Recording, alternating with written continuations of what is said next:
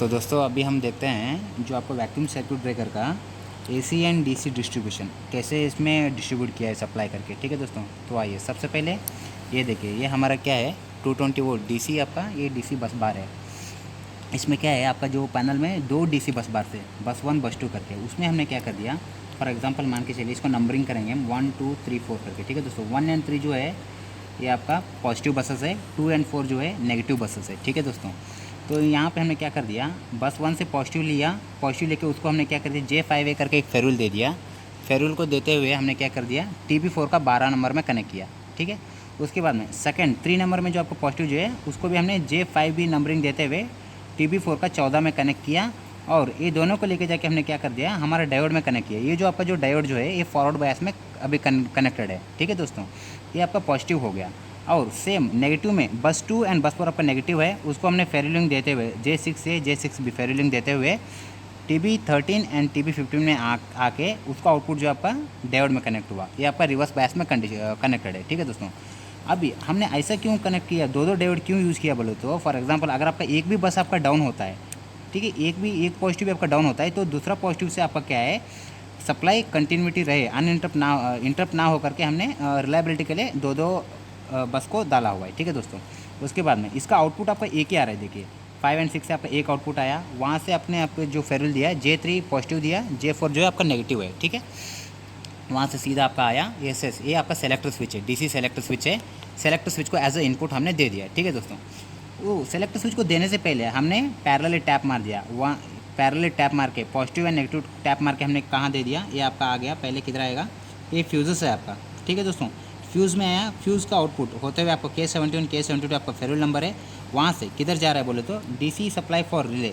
ठीक है दोस्तों, आपका जो ब्रेकर को जो रिले जो है, रिले को डायरेक्ट सप्लाई दे दिया, आपका सेलेक्टर स्विच ऑन रहे या ऑफ रहे, आपका जो रिले है कंटिन्यूसली उसको पावर सप्लाई जाता रहेगा, क्योंकि सेलेक्टर स्विच से पहले हमने इसको टैप मार के दिया हुआ है। ठीक है दोस्तों, उसके बाद में जैसे आप सेलेक्टर स्विच को ऑन करेंगे, हमने पॉजिटिव और नेगेटिव के अक्रॉस में हमने क्या कर दिया, एक कॉन्टैक्टर को हमने डाला हुआ है ATD, ये जो आपका DC सप्लाई हेल्दीनेस के इंश्योर करने के लिए एक कॉन्टैक्टर हमने डाला हुआ है।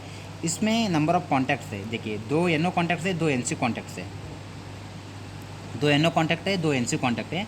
उसको कहाँ कहाँ पे यूज़ किया है बोले तो, यहाँ पे आपका वो शीट नंबर दिया हुआ है। फॉर एग्जांपल देखिए शीट नंबर 11 का A4 में क्या है, ये कॉन्टैक्ट को यूज़ किया हुआ है। अभी आपको शीट नंबर 11 में जाके A4 में देखना है, शीट नंबर 11 के A4 में,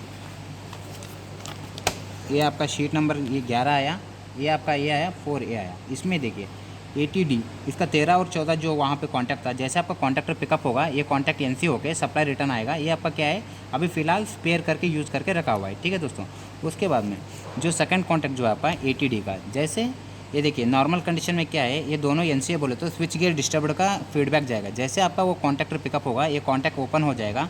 कॉन्टैक्ट ओपन होने के कारण क्या है, इधर जो सप्लाई जाने वाला था वो स्टॉप होगा।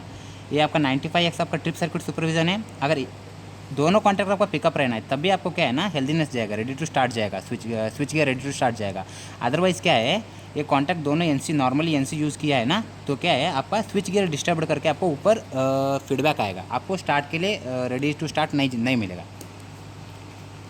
और उसके बाद उसका एक दूसरा दिया है, देखिए इधर देखिए, ये जो ATD जो कॉन्टैक्टर है, नॉर्मल क्या है, कंट्रोल सप्लाई अनहेल्दी है। जैसे आपका वो जो कॉन्टैक्टर पिकअप होगा, ATD कॉन्टैक्टर पिकअप होगा, ये जो नॉर्मली NC जो है ये NO होगा। NO होने के कारण क्या है, कंट्रोल सप्लाई अनहेल्दी का जो फीडबैक जो जा रहा था वो जाने का स्टॉप हो जाएगा दोस्तों। ठीक है दोस्तों,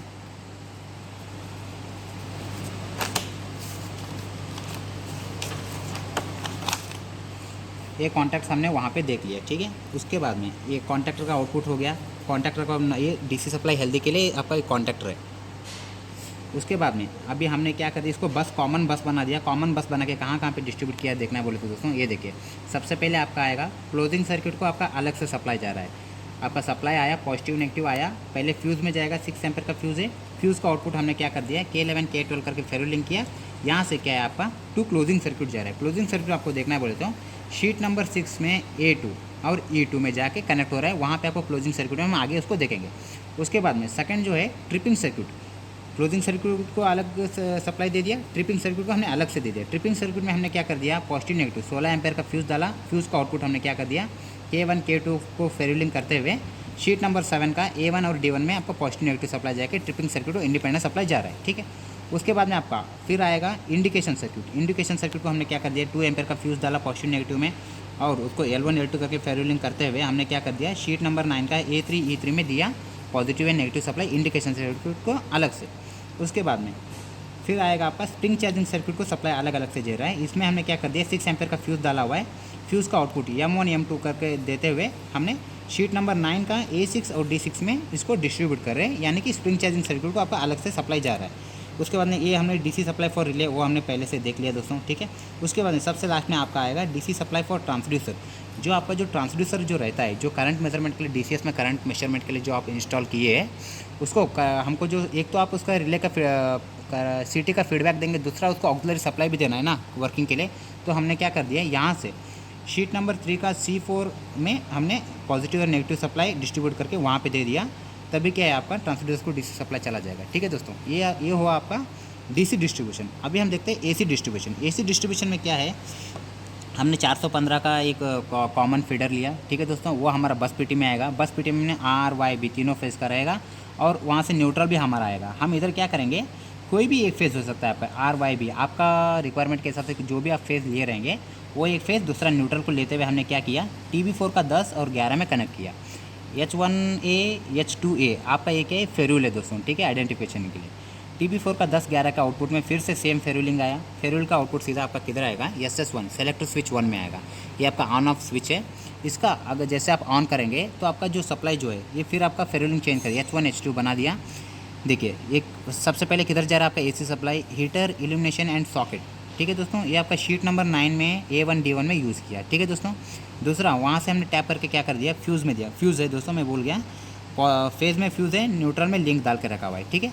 फिर यहाँ से टैप करके हमने क्या कर दिया अलग, यहाँ पे 16 एम्पेयर का एक फ्यूज़ डाल के और न्यूट्रल लिंक डालते हुए हमने इसको कहाँ पे यूज़ किया, motor heater circuit. Sheet number 9 का A6 और D6 में हम देखेंगे तो फेज़ और न्यूट्रल जो है मोटर का जो आपका जो स्पेस हीटर जो रहता है वहाँ पे हमने इसको यूज़ किया हुआ है दोस्तों। तो ये था अपना AC डिस्ट्रीब्यूशन, ये था अपना DC डिस्ट्रीब्यूशन, ठीक है दोस्तों।